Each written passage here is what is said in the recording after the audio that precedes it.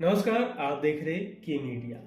एक जमाने की सबसे खूबसूरत एक्ट्रेस माने जाने वाली विमी पहले ही फिल्म हमराज के बाद स्टार बन गई थी। इस फिल्म के बाद उनके घर के बाहर प्रोड्यूसर्स और डायरेक्टर्स की लाइनें लगा करती थीं।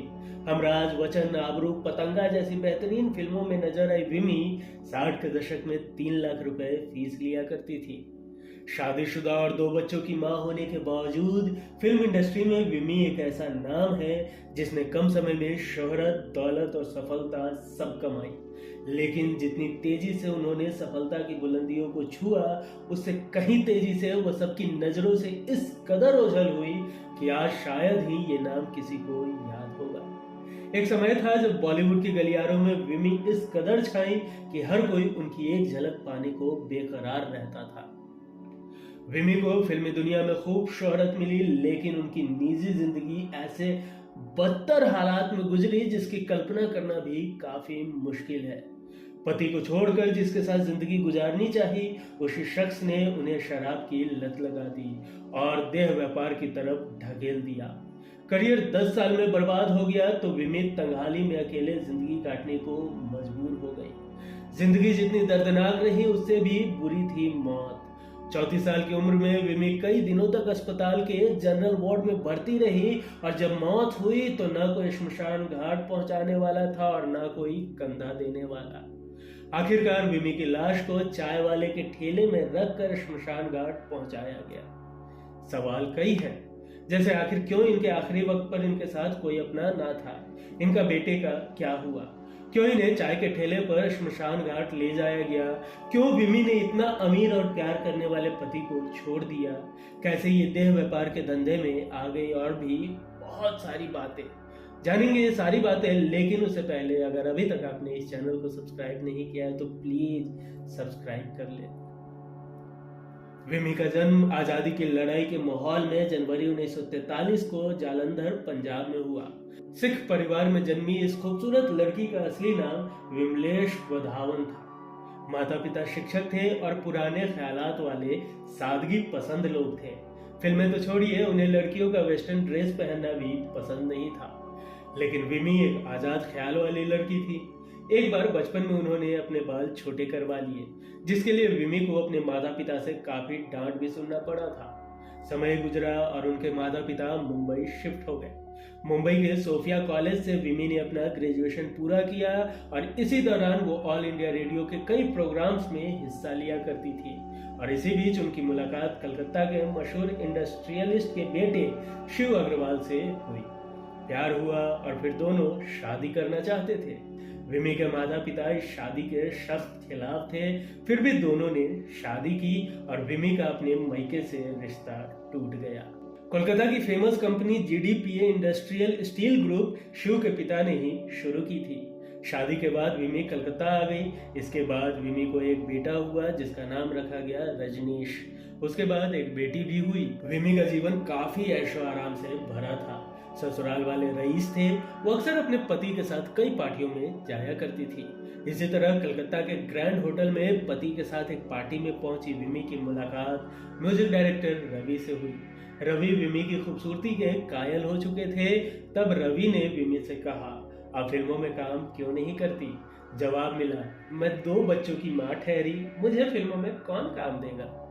रवि ने विमी और उनके पति शिव को मुंबई आने का न्योता दिया और वहां उनकी मुलाकात बी.आर. चोपड़ा से करवाई। यही बी.आर. चोपड़ा ने इन्हें पहली फिल्म हमराज का ऑफर दिया।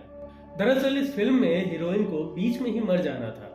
इस किरदार को करने से उस दौर की कई बड़ी अभिनेत्रियां मना कर चुकी थी, इसलिए इस किरदार को करने का मौका विमी को मिला। ससुराल वाले नहीं चाहते थे कि विमी फिल्मों में काम करे, लेकिन इन्हें पति का सपोर्ट मिला। शिव ने अपने माता पिता का साथ छोड़ा तो उन्हें जायदाद से बेदखल कर घर से निकाल दिया गया।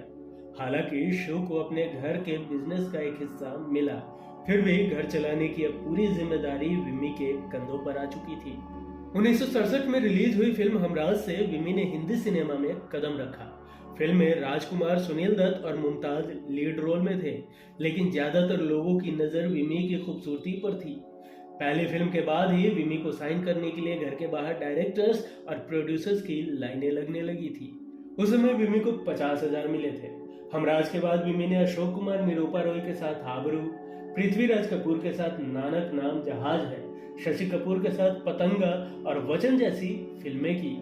विमी जया बच्चन और धर्मेंद्र स्टारर गुड्डी में भी छोटी सी भूमिका में नजर आई।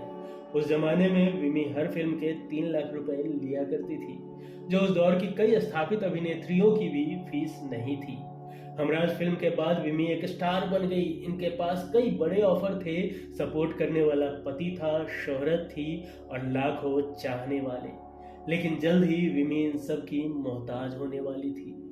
बी.आर. चोपड़ा के साथ फिल्मों में एंट्री करने वाली विमी ने उनके साथ 3 फिल्मों का कॉन्ट्रैक्ट साइन किया था।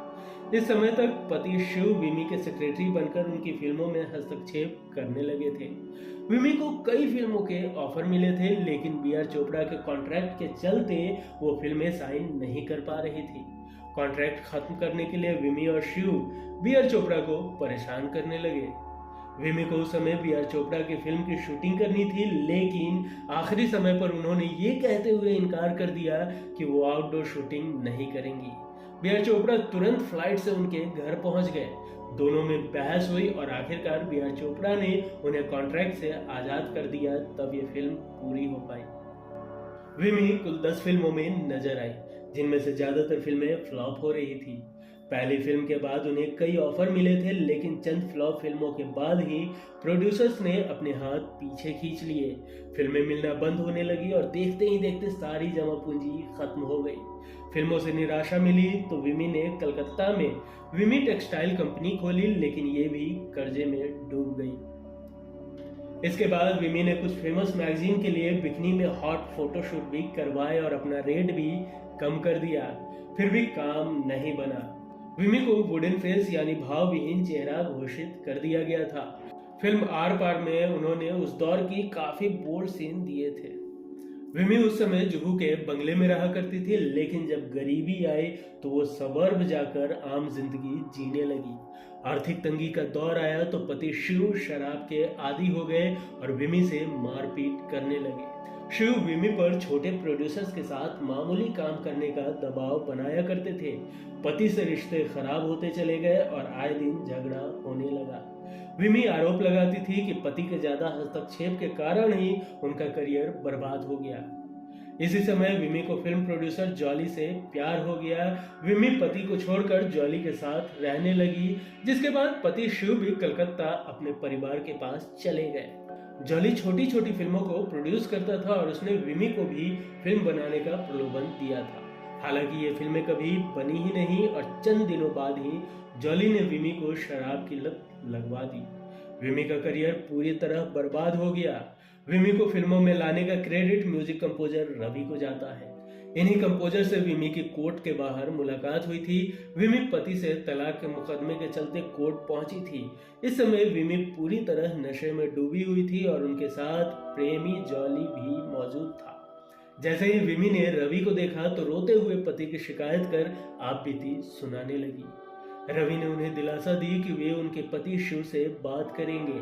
रवि इस मुलाकात के बाद म्यूजिक कॉन्सर्ट के वर्ल्ड टूर पर निकल गए और जब वो वापस आए तो विमी का निधन हो चुका था।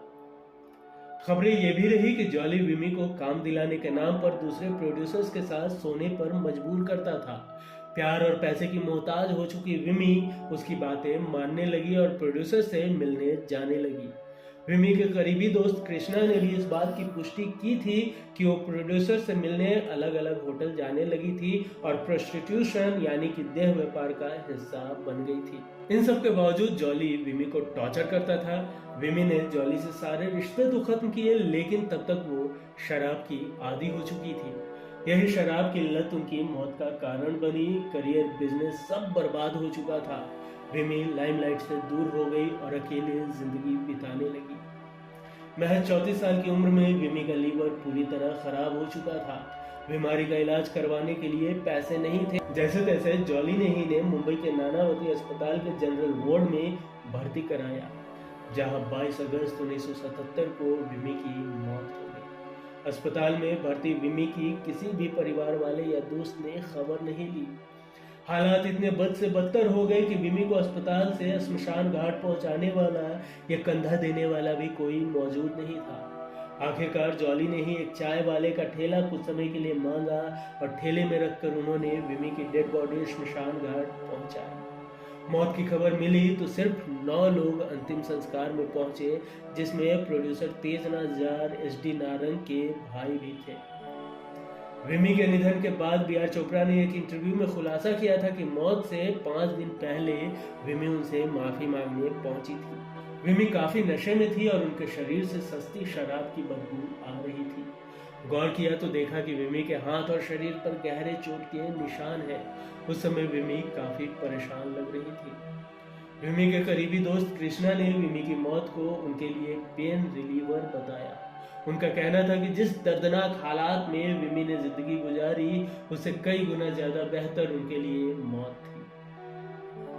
विमी दुनिया से अलविदा तो कह गई, लेकिन अपने पीछे कई सवाल छोड़ गई कि कलाकारों की दुनिया में स्वार्थ, सफलता और धन के मध्य जहां इंसानी जिंदगी कोई मायने नहीं रखती, उन्हें सिर्फ जमाने की रसवाई मिली। विमी के 2 बच्चे थे, एक बेटा और बेटी। हालांकि बेटी के बारे में तो कभी कोई जानकारी सामने नहीं आ पाई, लेकिन बेटे रजनीश के बारे में जो जानकारी उपलब्ध है उसके बारे में आपको हम बताते हैं। रजनीश हाई सोसाइटी परिवार से ताल्लुक रखते थे, इसलिए उनका पालन पोषण भी वैसे ही हुआ। रजनीश ने दार्जिलिंग से अपनी पढ़ाई की और आगे चलकर उन्होंने आर्किटेक्ट की शिक्षा लेकर झुनझुनवाला ग्रुप कंपनी में बतौर डिजाइनर काम करने लगे। साल 1993 में उन्होंने ये नौकरी शुरू की थी, जहां उन्हें काफी अच्छा सैलरी पैकेज मिला और नौकरी के दम पर देश विदेश की सैर भी की। लेकिन रजनीश आध्यात्मिक गुरु ओशो के संपर्क में आए, जहां वो ओशो गुरु के काफी करीब हो गए और पुणे आश्रम में रहने लगे। ओशो गुरु ने उनका नाम स्वामी रजनीश कर दिया। दुनिया भर से आने वाले लाखों श्रद्धालु उन्हें इसी रूप में पहचानने लगे। जब ओशो दुनिया से विदा हुए तो स्वामी रजनीश हिमालय की वादियों में एकांतवास में चले गए। करीब 9 साल वह एकांतवास में ही रहे। फिर उनके विदेशी भक्तों ने कहा कि वह दुनिया भर में भ्रमण कर ओशो प्रचार क्यों नहीं करते, जिसके बाद साल 2007 में उन्होंने भ्रमण शुरू किया और मेडिटेशन और संन्यास कैंप लगाने शुरू किए। इस तरह वो काफी फेमस हो गए थे। भक्तों की मांग थी कि वह अपना आश्रम खोले, लेकिन कुछ कारणों के चलते ऐसा नहीं हो पाया था। लेकिन मैक्सिको में स्वामी रजनीश का 50 एकड़ का फैला ओजेन रजनीश नाम से आश्रम है, जो एक NGO की तरह काम करता है। ये सारी जानकारी आपको रिपोर्ट के जरिए ही दी गई है। विमी के इस कहानी को लेकर आपके मन में कोई विचार हो तो हमें कमेंट जरूर करें। वीडियो पसंद आई हो तो लाइक और शेयर जरूर कर दे। मिलेंगे अगले वीडियो में किसी दिलचस्प किस्सों के साथ। तब तक के लिए नमस्कार।